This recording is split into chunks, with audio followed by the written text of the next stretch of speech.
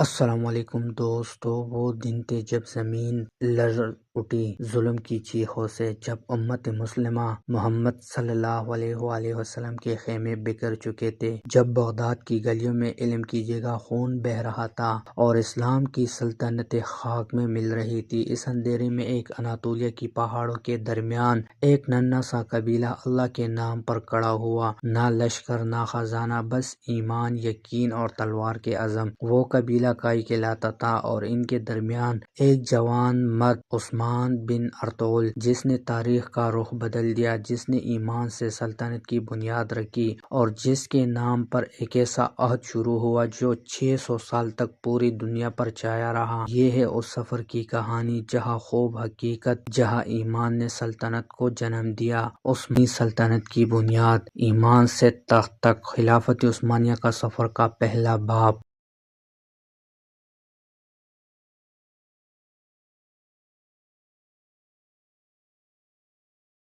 جب زمین پر ظلم بڑھ جاتا ہے، جب طاقتور کمزور کو روننے لگتے ہیں، جب ایمان کی چراغ بجھنے لگتے ہیں، تب اللہ اپنے بندوں میں سے کسی ایک کو چن لیتا ہے تاکہ وہ اندھیروں میں روشنی کی شمع بن جائے۔ 13ویں صدی کا زمانہ تھا۔ اسلام کی بڑی بڑی سلطنتیں زوال کا شکار تھیں۔ بغداد میں عباسی خلافت کمزور پڑ چکی تھی۔ منگول حملوں نے علم اسلام کو دل کو لہولہان کر دیا تھا۔ مشرق میں تاتاریوں کا خوف، مغرب میں صلیبیوں کا یلغار، امت محمد صلی اللہ علیہ وسلم کے جسم پر زخم ہی زخم تھے۔ ایسے ہی میں اناطولیہ کے میدانوں میں سلجوقی سلطنت کے بکھرے ہوئے قبیلے بھٹک رہے تھے۔ ان میں سے ایک چھوٹا سا قبیلہ، کائی قبیلہ، اپنی بقا کی جنگ لڑ رہا تھا۔ یہ قبیلہ ترکمان خانہ بدوش پر مشتمل تھا، لیکن ان کے دلوں میں ایمان کی ایسی آگ تھی جو کسی سلطنت سے کم نہ تھی۔ انہوں نے درمیان ایک جوان مرد پیدا ہوا جس کا نام تھا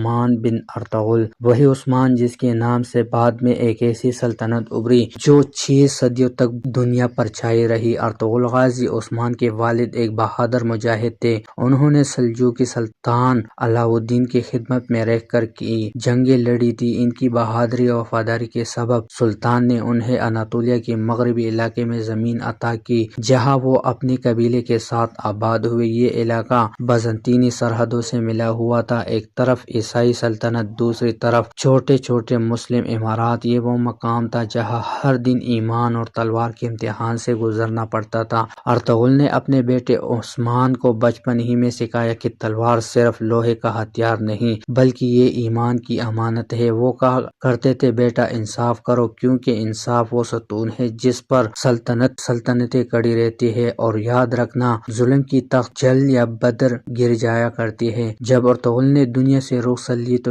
کائی قبیلے کی قیادت عثمان کے ہاتھ میں آئی۔ ایک نوجوان جس کے پاس نہ لشکر تھا، نہ خزانہ، نہ وسیع زمین، مگر دل میں ایمان کا سمندر اور نگاہ میں ایک خواب، وہ خواب جس کی خبر صدیوں پہلے نبی کریم صلی اللہ علیہ وسلم نے دی تھی۔ تم ضرور قسطنطنیہ فتح کرو گے، اور وہ بہترین لشکر ہوگا جو اسے فتح کرے گا، اور بہترین امیر ہوگا جو اس کی قیادت کرے گا۔ عثمان غازی اسی خواب کا سپاہی تھا۔ اس یقین تھا کہ ایک دن اسلام کا جھنڈا بازنطینی دیواروں پر لہرائے گا۔ عثمان نے اپنی قیادت کے ابتدائی دنوں میں سب سے پہلے اپنے قبیلے کو ایمان اور عدل نظام پر استوار کیا۔ وہ کہتا تھا، ہماری سلطنت تلوار سے نہیں انصاف سے قائم ہوگی۔ اس نے اپنے علاقے میں عدالتیں قائم کی، عوام سے ٹیکس کم کیے اور ہر قبیلے کو برابر کے حقوق دیے۔ یہی وہ بنیاد تھی جس پر آنے والی صدیوں کی عظیم خلافت کھڑی ہوئی۔ عثمان نے جلد ہی اپنے ارد گرد کے بازنطینی قلعوں پر حملے شروع کیے۔ ایک کے بعد ایک قلعہ فتح ہوتا گیا، یعنی شہر، بلجک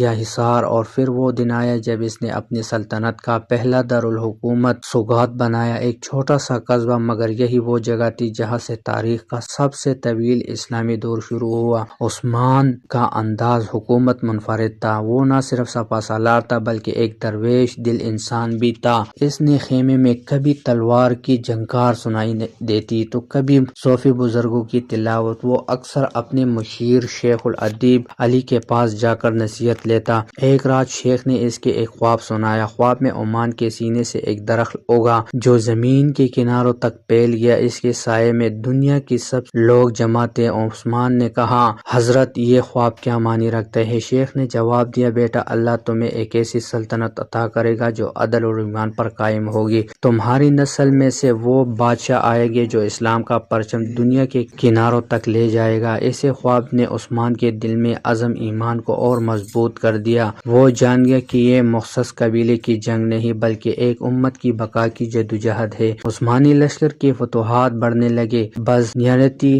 فوجیں پسپا ہونے لگی۔ عثمان نے اپنی سپاہیوں کو ہمیشہ یاد دلایا کہ ہم زمین کے ٹکڑوں کے لیے نہیں لڑتے، ہم اللہ کے دین کے لیے لڑتے ہیں۔ اگر ایمان ختم ہو جائے تو سلطنتیں مٹ ہو جاتی ہے۔ وقت گزرا اور عثمان کے بیٹے اور خان نے اس مشن کو آگے بڑھایا۔ اس نے پہلے باقاعدہ عثمانی فوج تشکیل دی جسے ینیچری نئی فوج کہا گیا۔ یہ فوج نظم اور ضابط، ایمان، وفاداری کی مثال تھی۔ ان سپاہیوں کے دل میں اللہ کی محبت اور آنکھوں میں سلطان کے لیے وفاداری تھی، اور خان نے قسطنطنیہ کے گرد بازنطینی قلعوں کو فتح کر کے شہر کو گھیرے میں لینا شروع کیا۔ اس دوران عثمان بیمار ہو چکا تھا۔ اس نے اپنے بیٹے کو وصیت کی، بیٹا اللہ کی زمین پر اللہ کا حکم جاری کرنا، ظالم سے مت ڈرنا، عدل کو کبھی نہ چھوڑنا اور ہمیشہ قرآن کو اپنا رہنما بنایا۔ ہماری تلوار کی طاقت نہیں ہے، ہمارا ایمان ہمارا اصل قوت ہے۔ یہ وہ الفاظ تھے جو صدیوں تک عثمانی حکمرانوں کی رہنمائی بنے رہے۔ عثمان کی وفات کے بعد اس کی قبر پر وہی درویش اور سپاہی جمع ہوئے جنہوں نے اس کے ساتھ جدوجہد کی تھی، اور ان کی آنکھوں میں آنسو تھے مگر دل میں یقین کہ یہ اختتام نہیں آغاز ہے۔ اور سچ یہی تھا، عثمان کی وفات کے بعد سلطنت نے وہ